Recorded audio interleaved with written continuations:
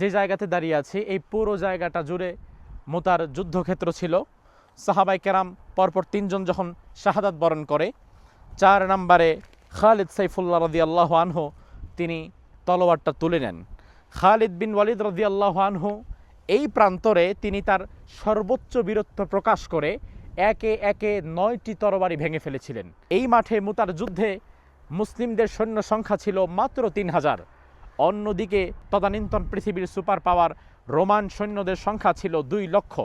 আপনি ভাবতে পারেন এটা কোথায় 2 লাখ আর কোথায় 3000? 3000 মুমিন মুজাহিদ, অন্যদিকে 2 লাখ রোমান কুফফার শক্তি। খালিদ বিন ওয়ালিদ রাদিয়াল্লাহু আনহু এই মাঠে তিনি একে একে 9টি তরবারি ভেঙে ফেলেছিলেন। ইসলামের ইতিহাস এত গৌরবোজ্জ্বল ইতিহাস, এই যুদ্ধে মাত্র 3000 সাহাবীদের সাথে নিয়ে 2 লক্ষ রোমানদের তছনছ করে কালেমার পতাকা উড্ডীন করেছিলেন খালিদ বিন ওয়ালিদ রাদিয়াল্লাহু আনহু। আজ ঐতিহাসিক সেই মুতার প্রান্তরে আমরা দাঁড়িয়ে আছি।